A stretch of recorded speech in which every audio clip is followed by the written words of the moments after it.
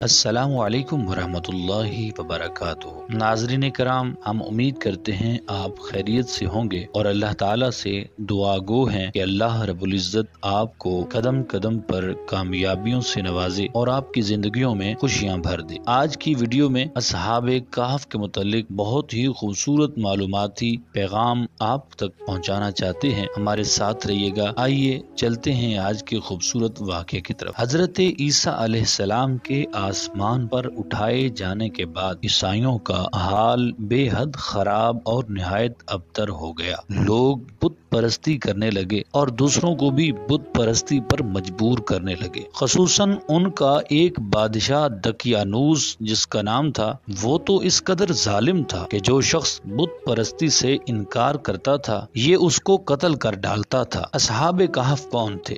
اصحاب کہف شہر افسوس کے شرفاء تھے جو بادشاہ کے معزز درباری بھی تھے، مگر یہ لوگ صاحب ایمان اور بت پرستی سے بیزار تھے۔ دقیانوس کے ظلم و جبر سے پریشان ہو کر یہ لوگ اپنا ایمان بچانے کے لیے اس کے دربار سے بھاگ نکلے اور قریب کے پہاڑ میں ایک غار کے اندر پناہ گزین ہو گئے اور سو گئے۔ تو 3 برس سے زیادہ عرصے تک اسی حال میں سوتے رہے، اور اس حال میں کہ ان کے جسموں کے اوپر میل بھی نہ آئی اور ان کے جسم صحیح و سلامت تھے۔ دقیانوس بادشاہ نے جب ان لوگوں کو تلاش کر آیا تو اس کو معلوم ہوا کہ یہ لوگ غار کے اندر ہیں، تو وہ بے حد ناراض ہوا اور فرط غیظ و غضب میں یہ حکم دیا کہ غار کو ایک سنگین دیوار اٹھا کر بند کر دیا جائے تاکہ یہ لوگ اسی میں رہ کر مر جائیں اور وہی غار ان لوگوں کی قبر بن جائے۔ مگر دقیانوس نے جس شخص کے سپرد یہ کام کیا تھا وہ بہت ہی نیک دل اور صاحب ایمان آدمی تھا۔ اس نے اصحاب کہف کے نام، ان کی تعداد اور ان کا پورا واقعہ ایک تختی پر کندہ کرا کے تانبے کے صندوق کے اندر رکھ کر دیوار کی بنیاد میں رکھ دیا، اور اسی طرح کی ایک تختی شاہی خزانہ میں بھی محفوظ کرا دی۔ کچھ دنوں کے بعد دقیانوس بادشاہ مر جاتا ہے اور سلطنتیں بدلتی رہتی ہیں، یہاں تک کہ ایک نیک دل اور انصاف پرور بادشاہ جس کا نام بیدروس تھا تخت نشین ہوتا ہے۔ اس نے 68 سال تک بہت شان و شوکت کے ساتھ حکومت کی۔ اس کے دور میں مذہبی فرقہ بندی شروع ہو گئی اور بعض لوگ مرنے کے بعد اٹھنے اور قیامت کا انکار کرنے لگے۔ قوم کا یہ حال دیکھ کر بادشاہ رنج و غم میں ڈوب گیا اور وہ تنہائی میں ایک مکان کے اندر بند ہو کر خداوند قدوس عز و جل کے دربار میں نہایت بے قراری کے ساتھ گریہ وزاری کر کے دعائیں مانگنے لگا۔ یا اللہ عز و جل، کوئی ایسی نشانی ظاہر فرما دے تاکہ لوگوں کو مرنے کے بعد زندہ ہو کر اٹھنے اور قیامت کا یقین ہو جائے۔ بادشاہ کی یہ دعا مقبول ہو گئی، اور اچانک بکریوں کے ایک چرواہے نے اپنی بکریوں کو ٹھہرانے کے لیے اسی غار کو منتخب کیا اور دیوار کو گرا دیا۔ دیوار گرتے ہی لوگوں پر ایسی ہیبت اور دہشت سوار ہو گئی کہ دیوار گرانے والے لرزہ بر اندام ہو کر وہاں سے بھاگ نکلے۔ اس کے بعد ہی اصحاب کہف بحکم الہی اپنی نیند سے بیدار ہو کر اٹھے اور ایک دوسرے سے سلام و کلام میں مشغول ہو گئے اور نماز بھی ادا کر لی۔ جب ان لوگوں کو بھوک لگی تو ان لوگوں نے اپنے ایک ساتھی یملیخا سے کہا، تم بازار جا کر کچھ کھانا لاؤ، نہایت خاموشی سے یہ بھی معلوم کرو کہ یہ دقیانوس ہم لوگوں کے بارے میں کیا ارادہ رکھتا ہے۔ یملیخا غار سے نکل کر بازار گئے اور یہ دیکھ کر حیران رہ گئے کہ شہر میں ہر طرف اسلام کا چرچا ہے اور لوگ اعلانیہ حضرت عیسیٰ علیہ السلام کا کلمہ پڑھ رہے ہیں۔ یملیخا یہ دیکھ کر محو حیرت ہو گئے کہ الہی یہ ماجرا کیا ہے کہ اس شہر میں تو ایمان و اسلام کا نام لینا بھی جرم تھا، آج یہ انقلاب کہاں سے اور کیوں کرا گیا؟ پھر ایک نان بائی کی دکان پر کھانا لینے گئے اور دقیانوسی زمانے کے دور کا دکاندار کو روپیہ دیا جس کا چلن بند ہو چکا تھا، بلکہ کوئی اس سکہ کو دیکھنے والا اور جاننے اور پہچاننے والا بھی نہ تھا۔ دکاندار کو شبہ ہوا کہ شاید اس شخص کو کوئی پرانا خزانہ مل گیا ہے، چنانچہ دکاندار نے ان کو حکام کے سپرد کر دیا اور حکام نے ان سے خزانے کے بارے میں پوچھ گچھ شروع کر دی اور کہا کہ بتاؤ خزانہ کہاں ہے؟ یملیخا نے کہا کہ کوئی خزانہ نہیں ہے، یہ ہمارا ہی روپیہ ہے۔ حکام نے کہا کہ ہم کس طرح مان لیں کہ یہ روپیہ تمہارا ہی ہے؟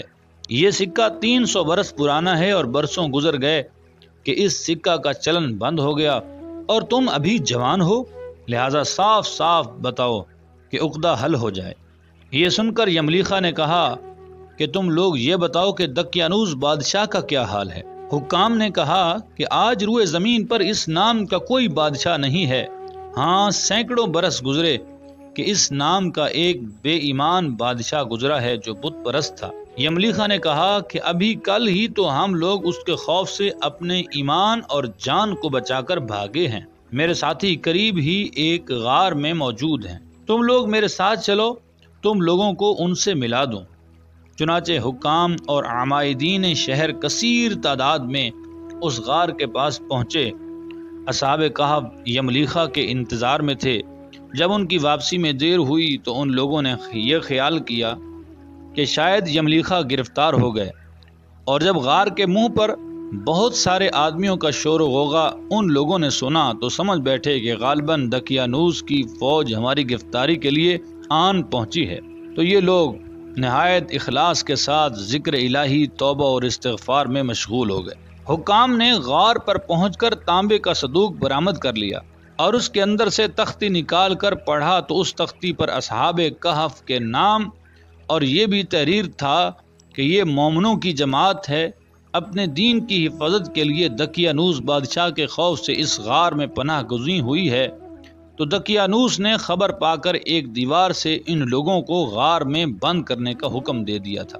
ہم یہ حال اس لیے لکھتے ہیں کہ جب کبھی یہ غار کھلے تو ان لوگوں کے یعنی اصحاب کہف کے حال پر مطلع ہو جائیں۔ حکام تختی کی عبارت پڑھ کر حیران رہ گئے اور ان لوگوں نے بادشاہ بیدروس کو اس واقعہ کی اطلاع دی۔ فوراً ہی بیدروس بادشاہ اپنے امراء اور عمائدین شہر کے ساتھ غار کے پاس پہنچا تو اصحاب کہف نے غار سے نکل کر بادشاہ سے معانقہ کیا اور اپنی سرگزشت سنائی۔ بیدروس بادشاہ سجدہ میں گرا اور خدا تعالی کا شکر ادا کرنے لگا کہ میری دعا قبول ہو گئی۔ اللہ تعالی نے ایسی نشانی ظاہر کر دی جس سے موت کے بعد زندہ ہو کر اٹھنے کا ہر شخص کو یقین ہو گیا۔ اصحاب کہف بادشاہ کو دعائیں دینے لگے کہ اللہ تعالیٰ تیری بادشاہی کی حفاظت فرمائے، اب ہم تمہیں اللہ کے سپرد کرتے ہیں۔ پھر اصحاب کہف نے السلام علیکم کہا اور غار کے اندر چلے گئے اور سو گئے۔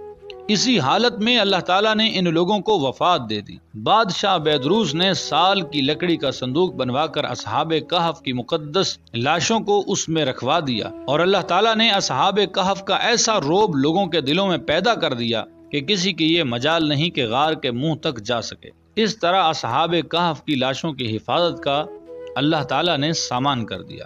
پھر بیدروس بادشاہ نے غار کے منہ پر ایک مسجد بنوا دی اور سالانہ ایک دن مقرر کر دیا کہ تمام شہر والے اس دن عید کی طرح زیارت کے لیے آیا کریں۔